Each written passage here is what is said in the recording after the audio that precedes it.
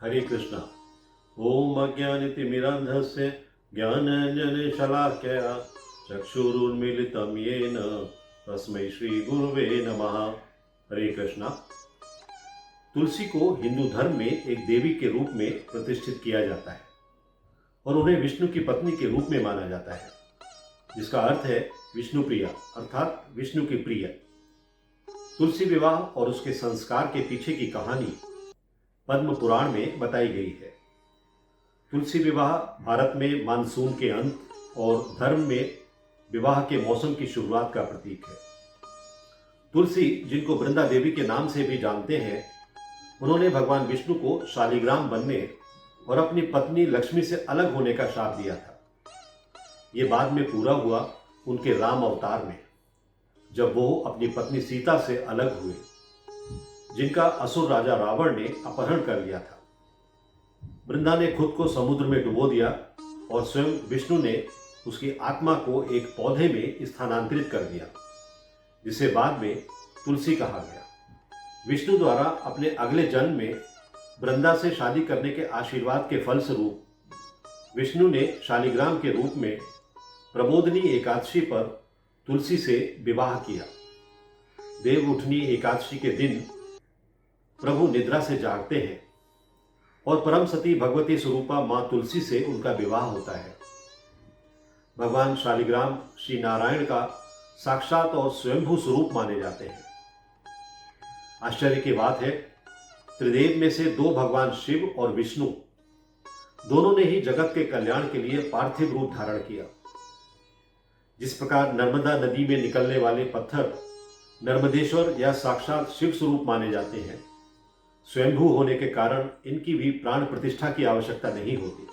ठीक उसी प्रकार शालिग्राम भी नेपाल में गंडकी नदी के तल में पाई जाने वाली काले रंग की चिकनी अंडाकार शिला को कहते हैं।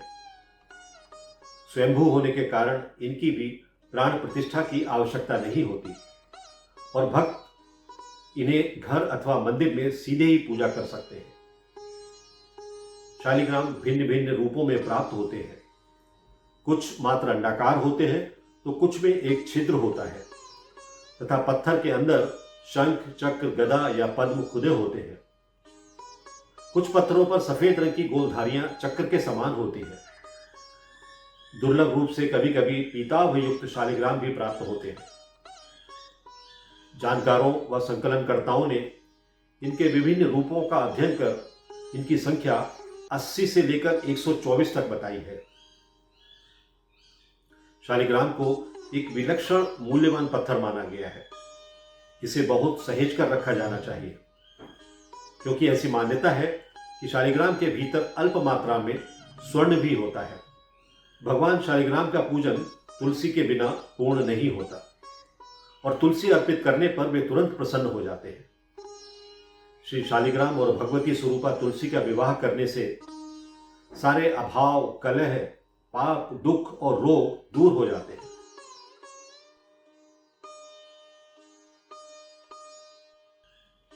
तुलसी शालिग्राम विवाह करवाने से वही पुण्य फल प्राप्त होता है जो कन्यादान करने से मिलता है। दरअसल शालिग्राम और कोई नहीं बल्कि स्वयं भगवान विष्णु हैं।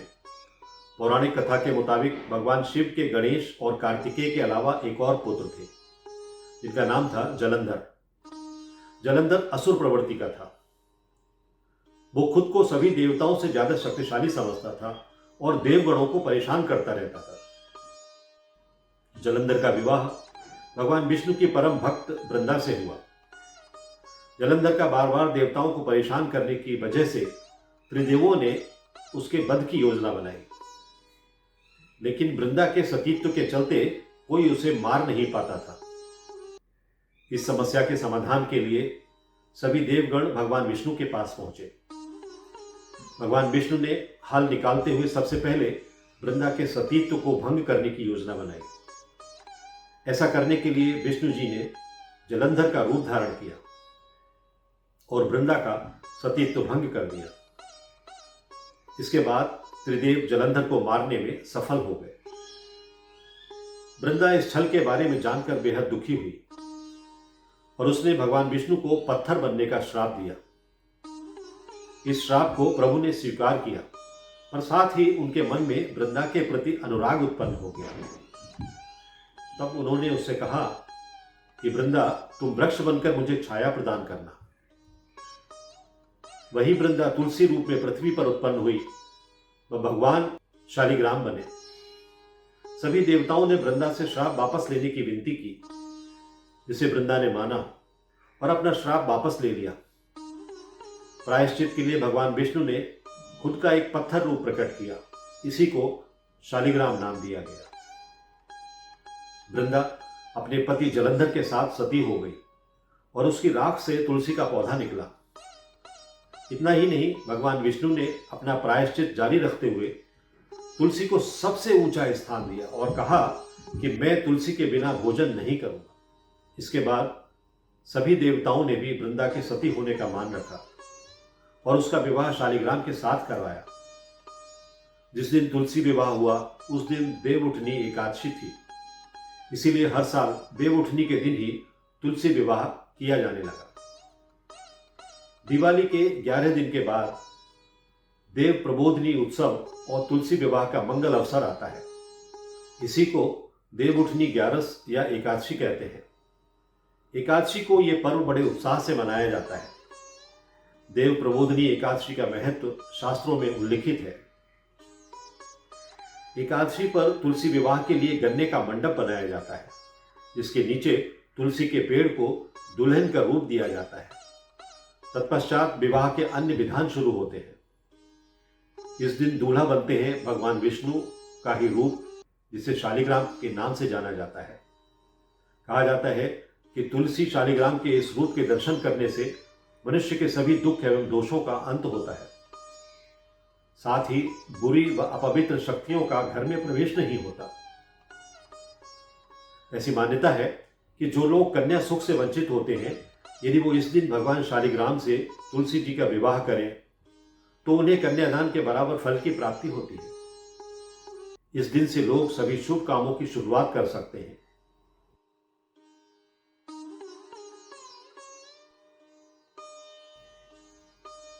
ब्रह्म वैवर्त पुराण में ब्रह्मकल्प में घटित एक घटना का वर्णन किया गया है।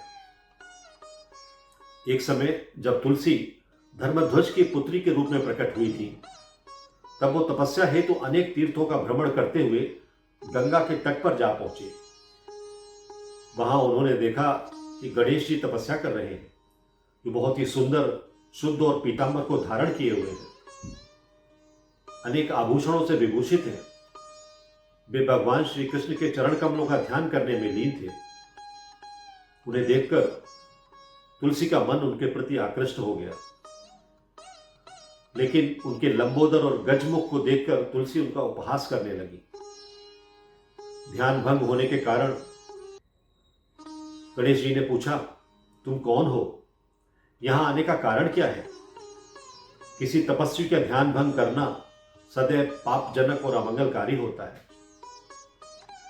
तब तुलसी ने कहा, मैं धर्मराज की कन्या हूं और तपस्या करने आई हूं। मेरी तपस्या पति की प्राप्ति के लिए है। क्या आप मेरा पति बनना स्वीकार करेंगे? इस बात को सुनकर और भगवान कृष्ण का स्मरण करते हुए गणेश जी ने कहा, मैं विवाह नहीं करूंगा। विवाह बहुत दुखकारी होता है। मेरी ओर से मन को हटाकर किसी और को पति के रूप में तलाश करो। यह सुनकर तुलसी को बहुत क्रोध आ गया और वो बोलने लगी, तुम्हारा विवाह होगा। गणेश ये सुनकर शापयुक्त वचन बोले, देवी, तुम निसंदेह असुर पत्नी बनोगी और उसके पश्चात भगवत शाप से वृक्ष हो जाओगी। गणेश ने तब आगे तुलसी से कहा, तुम सारे पुष्पों की प्रमुख और सारभूता होगी। कालांश में स्वयं भगवान नारायण की प्रिया बनोगी। सभी देवी देवता तुमसे प्रेम करेंगे और भगवान कृष्ण के लिए तुम विशेष रूप से प्रिय होगी। मेरे लिए तुम हमेशा त्याज्य रहोगी। ये कहकर वो तपस्या के लिए बद्रीनाथ की ओर चले गए। तुलसी पुष्कर में जा पहुंची और लंबी तपस्या में संलग्न हो गई। बाद में वो शंखचूड़ की पत्नी एवं भगवत प्रिय तुलसी के रूप में परिवर्तित होकर विश्व पूजिता बन गई। महारानी तुलसी के विषय में जितना कहा जाए कम ही होगा। इस विषय में हमारे दर्शकों की बहुत सी जिज्ञासाएं होंगी जो हमें govindam.gkg@gmail.com पर भेजी जा सकती है। हम तुलसी महारानी पर बनाए जाने वाले अगले वीडियो में उन शंकाओं और जिज्ञासाओं का समाधान अवश्य करेंगे।